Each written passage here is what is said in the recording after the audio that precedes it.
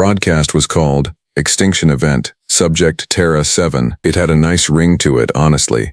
Very dramatic, very marketable. The Vorkai Broadcasting Collective had spent 40,000 galactic credits on the title font alone, and another 200,000 on the pre-show hype reel. There were trailers, there were celebrity endorsements from 7 different species. There was even a limited edition commemorative beverage, something blue and fizzy, that smelled faintly of burned copper and tasted, according to early reviewers, like the satisfying conclusion of a lesser species. 42 million paid subscribers tuned in across 6-star systems on the night of the event. They expected a spectacle. They got one. Just. Not the kind they ordered. My name is Vrak Odul and I am a producer. I say that with the full awareness that my name will probably go down in history for the wrong reasons, but I am getting ahead of myself. Let me explain how we got here, because context matters in storytelling. My old mentor, the great Grezek Tool of the Vorkai Third Network, always said, Vrak, a good story needs a beginning. He also said, never book a creature you haven't personally watched bleed, but that lesson came later. Much, much later. The concept was simple. Elegant even. Every few cycles our network would acquire a specimen from a primitive planet, drop it into a purpose-built arena, and broadcast the results live. We had done this 37 times before, 37 successful episodes, 37 clean, profitable, morally uncomplicated hours of premium entertainment. We had used everything from the large reptilians of the Belcor swamps to the 6-limbed runners of Dern 5. The audiences loved it, sponsors loved it. The collective's shareholders loved it most of all. And then someone in acquisitions had the brilliant idea of booking a human. That someone was my junior producer, Hex Palo. Hex was 22 cycles old, ambitious, and possessed the kind of dangerous confidence that only the professionally inexperienced can truly achieve. He had seen the data. Humans were small, soft, slow by galactic standards.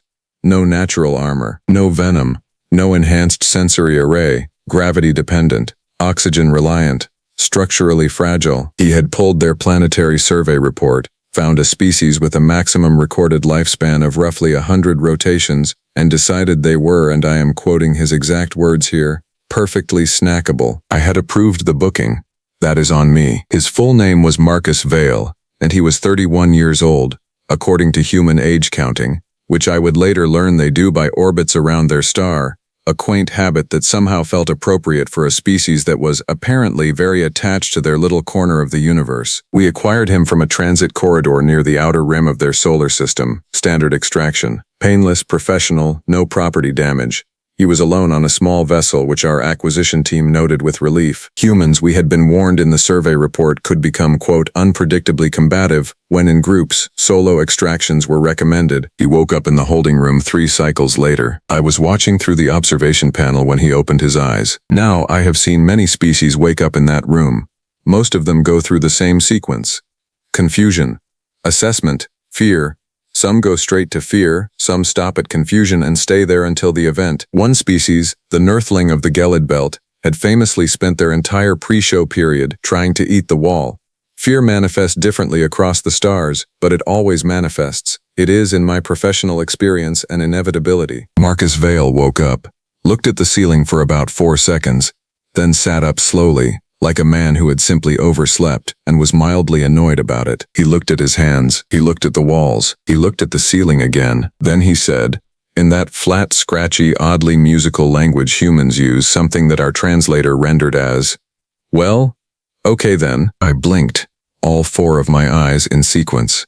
That had never happened before. He stood up, tested his legs, walked the perimeter of the room with his hands behind his back, which I found fascinating because that is a posture our survey report had flagged as a dominant signal in human social hierarchies. He was alone in an alien cell and he was walking like he owned the place. I told Hex this was unusual. Hex told me it was even better for ratings. Hex was not wrong, but he was also not right in the way he thought he was. In the 48 hours before the event, we gave the specimen standard orientation. This meant a recorded message played in their language explaining, in broad terms, that they were going to participate in a competitive survival event, that the event was broadcast to a large audience, that their performance would be evaluated, and that exceptional performers had historically been, and this was the part our legal team had carefully wordsmithed over 3 full cycles, repatriated to their planet of origin. Exceptional performers. In 37 episodes, we had never repatriated anyone. Marcus watched the orientation recording twice. He asked, in a calm voice, how large the arena was. He asked what kind of opponents he would face. He asked if there would be weapons available, or if he was expected to improvise. Our monitoring team flagged these questions as atypical. Most subjects, upon learning they were going to be placed in a survival arena, asked questions like, "Why are you doing this?" or "Please, I have a family," or simply produced sounds our translators struggled to categorize. Marcus asked logistical questions, practical questions, the kind of questions one of our behavioral analysts noted nervously, that you ask when you are planning to win. I found this charming. I want to be honest about that. I found it genuinely charming. The little creature was putting on a brave face. It was good television, plucky underdog energy. The audience loves plucky underdogs right up until the underdogs stop being plucky and start being a problem. We did not answer his questions, of course. That is not how the show works. He nodded, like he had expected that, and went back to walking the perimeter. That night he slept for 7 straight hours. We know because we monitor vitals during pre-event holding. His heart rate was low. His breathing was regular. He slept like a creature without a single concern in the world, on the floor of an alien cell, 12 hours before he was supposed to die for our entertainment. Hex called me, very excited, and said the pre-show polls had the audience expecting Marcus to last between 4 and 9 minutes. That was on the longer end for a soft-bodied biped, he said. The audience was feeling generous. The sponsors were delighted. I told him to book extra post-event coverage because I had a feeling the cleanup was going to take a while. I was right about that. I was wrong about everything else. The morning of the event, Marcus Vale was given a standard pre-show meal, water, and a set of lightweight coverage garments, the same we give all subjects.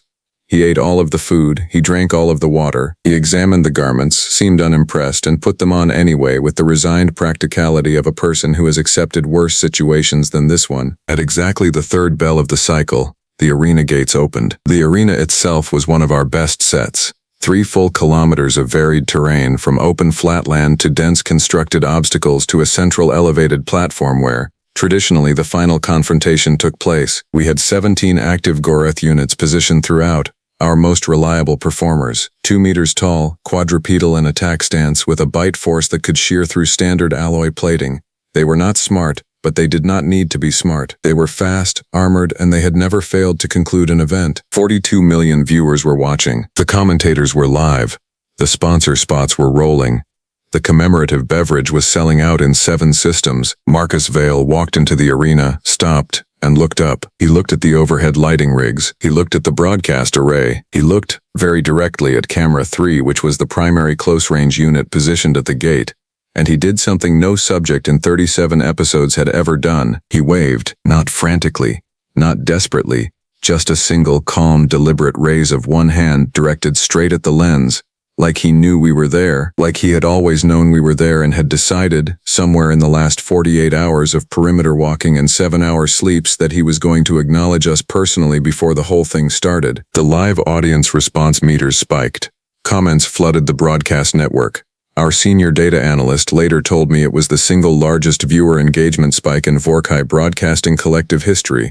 All from one human waving at a camera. I should have understood right then what was coming. I did not. The first Goreth unit emerged from the eastern obstacle corridor at the 2-minute mark, exactly on schedule. Marcus saw it immediately. He turned to face it, planted his feet shoulder-width apart and watched it come. The Goreth charged, and Marcus Vale did not run. He moved. There is a difference, and I want to be very precise about this distinction because what I watched over the next 40 seconds changed my understanding of what a human being actually is. He did not flee. He did not freeze. He stepped to the side with a timing that our post-event analysts would later describe as biologically improbable for a non-enhanced organism. He let the Goreth's first charge carry it past him, grabbed something from its body as it went, something he had apparently identified as a structural weak point from the brief visual contact of its approach, and by the time the Goreth had turned around, Marcus was already holding a piece of it. The arena went quiet in a way arenas should not go quiet. 42 million viewers held their equivalent of breath. Hex, standing next to me in the production booth, said in a very small voice, "That is not the 4 to 9 minute window." No, Hex, no it was not. The first Goreth fell at the 4-minute mark. Not because of luck. Not because of a malfunction, because Marcus Vale had, in the space of 3.5 minutes, correctly identified its mobility limitations, exploited a joint weakness on its left rear assembly with a piece of arena debris he had picked up while appearing to simply walk away, and then used the Goreth's own momentum to finish the job. He stood over it, breathing hard, bleeding from a cut on his forearm that he had apparently not noticed yet, and looked directly at camera 3 again. He said something. Our translator caught it clearly. He said, "Send the next one." And here is the thing about that moment. The thing that made 42 million viewers go absolutely silent, that made our commentators stop mid-sentence, that made Hex go the color of old ash next to me. He was not angry when he said it. He was not wild-eyed or screaming. He was not performing bravado for the cameras. He said it the same way a craftsman might say next when they've finished one piece of work and are ready for the next. Calm, focused, already planning. We had 16 Goreth units remaining. I picked up the internal channel and said, very quietly to our head of arena operations, "Kivar, do not send the next one yet." Kivar said, "The broadcast schedule." I said, "Kivar, do not send the next one yet." There was a pause. Then Kivar said, "Vrak. I think we made a mistake." Kivar was not a creature given to panic. In 14 cycles of arena operations, he had seen things that would make lesser beings retire to a quiet planet and never speak of their career again. He had overseen the Belcor reptilian event, which had gone 40 minutes over schedule because the creature had eaten 2 camera drones and refused to acknowledge the Goreth units as threats. He had managed the infamous Dern 5 incident, which we do not discuss publicly, but which resulted in a full arena redesign and a very expensive settlement with the collective's insurance division. He was steady, professional, the kind of operations manager you want in the chair when things go sideways. When Kivar told me we had made a mistake, I felt the specific cold weight of a person who has just realized the ground under their feet is not as solid as advertised. I looked at the arena feed. Marcus Vale was still standing over the first Goreth unit. He had torn a strip from the lower hem of his garment and was wrapping it around the cut on his forearm with the brisk efficiency of someone who had done this before, which, as we would later learn, he absolutely had. His breathing was coming back down. His head was moving in slow, deliberate arcs, scanning the arena in sections. He was not celebrating. He was not resting. He was mapping. Our behavioral analyst, a nervous threnid named Suk Palaver, appeared at my shoulder and said, in a very hushed voice, "Producer Adel, I have been reviewing the pre-event biometric data from Holding." I said, "Not now, Suk." Suk said, "His resting cortisol levels were lower in the holding cell than they are in most subjects during sleep." I turned to look at her. She said, "Lower, during captivity, before a survival event. His stress response was operating below baseline." Hex from my other side said, "What does that mean?" Suk looked at the arena feed, then back at us, then said, "I think it means he was more relaxed in our holding cell than he is in his normal life." Nobody said anything for a long moment. On the arena feed, Marcus finished wrapping his arm, tested the grip on the piece of Goreth chassis he had kept as a weapon, found it satisfactory, and began moving toward the eastern obstacle corridor at a steady, unhurried pace. He was going to find the rest of them. He was not waiting for them to come to him. The broadcast by this point had become something none of us had designed, planned, or honestly knew how to manage. 42 million viewers were still watching, but the nature of the watching had changed. In the first 4 minutes they had been leaning back, beverages in hand, comfortable in the knowledge that they were observing the comfortable and inevitable. Now they were leaning forward. Every one of them. Our real-time engagement data showed an attention lock rate that our senior analyst described as statistically impossible for a voluntary broadcast, meaning people were not looking away even when they normally would, not to get more of the commemorative beverage, not to communicate with companions, not for anything. The commentators had stopped commenting. I do not mean they paused. I mean Dorak Veen and his co-host Ulis Bran, 2 of the most experienced live event broadcasters in the collective, both of whom were paid specifically to fill silence with entertaining noise, had simply stopped talking. They were watching the feed like everyone else. Dorak had his mouth slightly open. Ulis was holding her broadcast notes so tightly she had crumpled the top edge without noticing. I clicked on their channel and said, "Dorak, you're live." Dorak said, "I know." I said, "You haven't spoken in 3 minutes." Dorak said, "Vrak, are you watching this?" I said, "Say something to the audience." There was a pause. And then Dorak Veen, 30-year veteran of live event broadcasting, leaned toward his microphone and said, in a voice that was absolutely not his professional broadcast voice, "Viewers, I genuinely do not know what I am looking at. The comment feed exploded. Marcus had found the second and third Goroth units in the eastern corridor. They had found him first, technically. The corridor was narrow, which favored ambush, and both units had positioned themselves correctly at the choke point, which was exactly what they were designed to do. On paper, and I mean this, on actual paper, in our event planning documents, the eastern corridor was designated a high-probability termination zone. It had worked in 4 of our previous 37 episodes. 4 separate specimens had walked into that corridor and not walked out. Marcus walked in, stopped, looked at both of them for approximately 2 seconds, and then did something our arena designers had not accounted for because they had not anticipated a subject who would spend their first 4 minutes not running but instead studying the arena layout. He went up. The corridor walls had a maintenance access ridge running along the upper section, about 1.5 meters off the ground.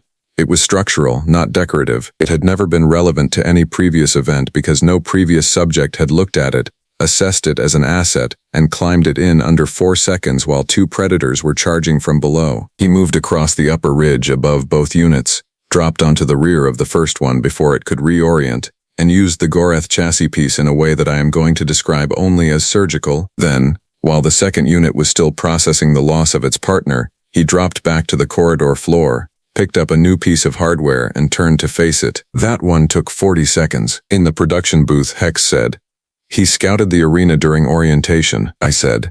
"He scouted the arena during orientation," Hex said. "He used our own set design against our own monsters," I said. "Hex, how many Goroth units do we have left?" Hex checked his board. 14? I looked at the feed. Marcus was already moving again, deeper into the obstacle section, toward the 4 units we had positioned in the central structure. I said, "Contact the collective's legal division." Hex stared at me. I said, "Now Hex, here is something the audience did not know, that the 42 million viewers drinking their commemorative beverages and watching in stunned silence across 6 star systems did not know, and that I am including here because I believe in complete honesty now that my career is functionally over anyway. The Goroth units were not our only contingency. Every arena event had a secondary layer. Insurance, we called it internally. If a subject proved unexpectedly resilient against the primary roster, there was a sealed bay in the arena's lower structure containing what our operations team referred to as the resolution asset. It had never been activated. In 37 events, it had never needed to be. It existed purely as a failsafe because the collective's legal team had once pointed out that an unresolved broadcast, meaning a subject who simply refused to lose, was a contractual liability. The resolution asset was a Vorkai Prime Hunter, custom-built. 14 years of iterative design, the apex of everything our engineers knew about making something that could end a problem decisively and permanently. Kivar had his hand near the activation panel. I told him to wait, not because I was feeling generous toward Marcus Vale. I want to be clear about my motivations here. I told Kivar to wait because I was watching the arena feed and I had, in the last 22 minutes, developed a deep and genuine professional uncertainty about whether activating our resolution asset was going to resolve anything at all. By the 40-minute mark, Marcus had cleared 11 of the 14 remaining Goroth units. I need you to understand the weight of that number. 11, in 40 minutes, across a 3-kilometer arena, with no weapons except what he had taken from the bodies of the previous units and what he had pulled from the arena structure itself. He was bleeding from 2 additional cuts, neither of which appeared to be slowing him down. He had improvised what our structural engineer later identified as a functional impact tool from a Goroth leg assembly and a section of corridor support rod. He was not lucky. That is the thing I kept coming back to as I watched. There was no moment where I looked at the feed and thought, he got away with that one. Every decision was considered. Every movement was efficient. He wasted nothing.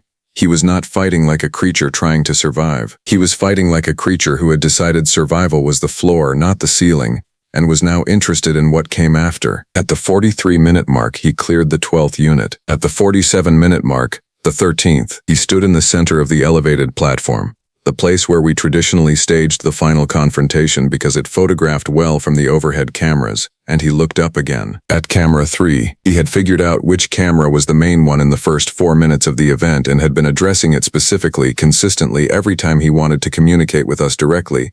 He knew we were watching from that angle.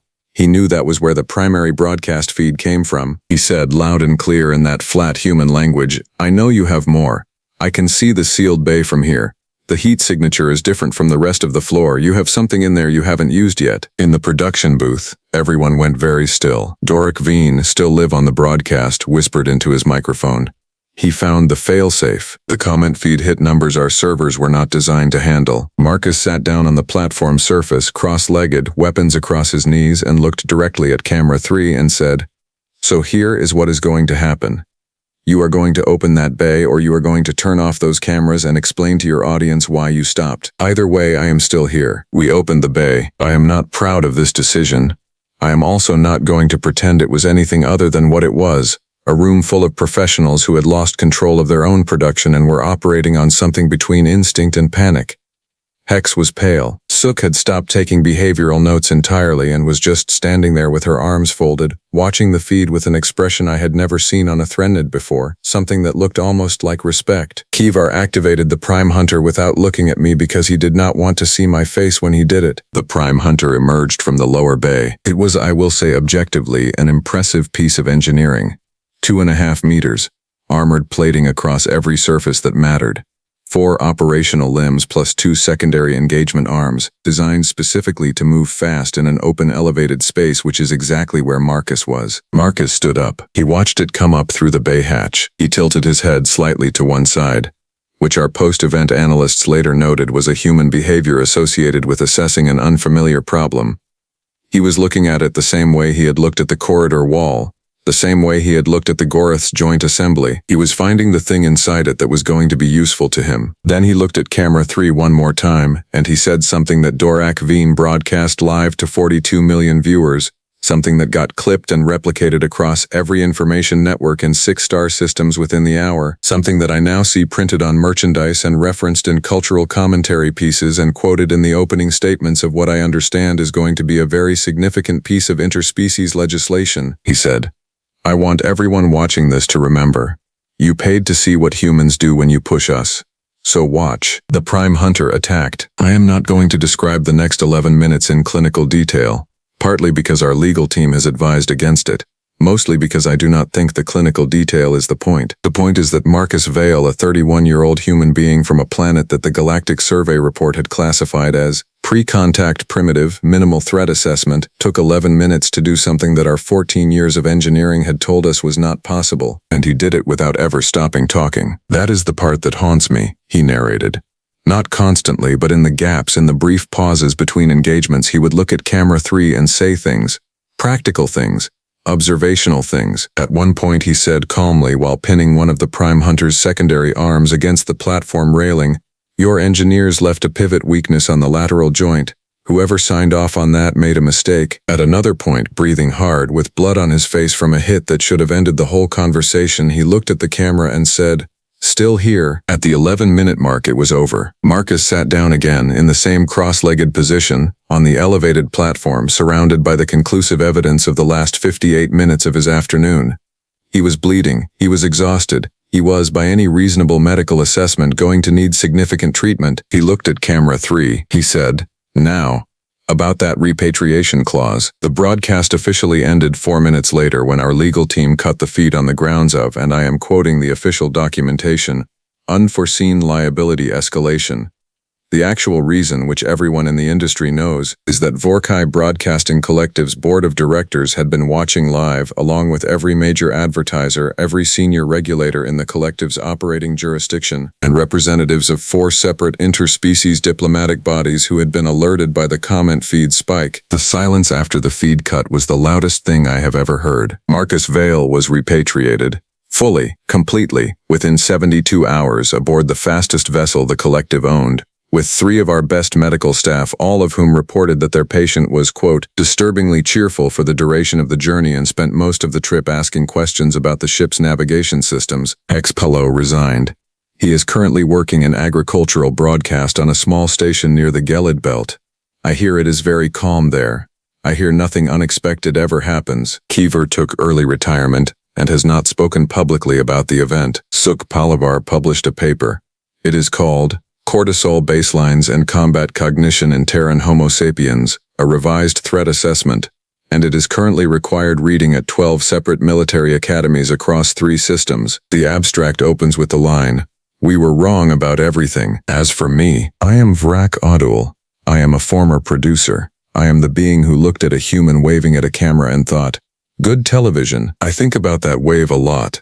I think about those 48 hours in the holding cell, the perimeter walking, the 7-hour sleep, the calm questions about arena dimensions. I think about a creature that woke up in an alien prison cell, assessed the situation in 4 seconds, and decided the appropriate response was not fear. I think about 42 million viewers who paid to watch a species end and instead watched something begin. Because here is the thing nobody in the collective had properly read in that planetary survey report. The thing buried in the appendix under a subheading called Additional Behavioral Notes, flagged as low priority, marked as unlikely to be relevant for any commercial operation. It said, Terran humans have spent the majority of their evolutionary history not as the apex predator of their environment but as a mid-tier organism that survived by becoming, over tens of thousands of years, extraordinarily good at killing things larger, faster, and better armored than themselves. This history appears to have produced, in the species at large, a baseline psychological orientation toward threat that other species may find counterintuitive. Counterintuitive. That was the word they used. 42 million viewers watched Marcus Vale spend 58 minutes being counterintuitive. The last thing he said,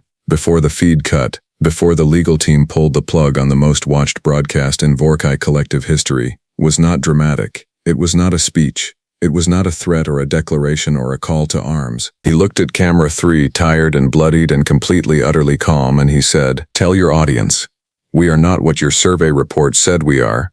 We are what happens after. He waved again. Same calm, deliberate raise of one hand. Then the feed cut. And somewhere across 6 star systems, 42 million viewers sat in the quiet of their homes, their vessels, their commercial viewing lounges, and did not reach for the commemorative beverage, and did not switch to another channel, and did not say anything at all. They just sat there, thinking about what happens after.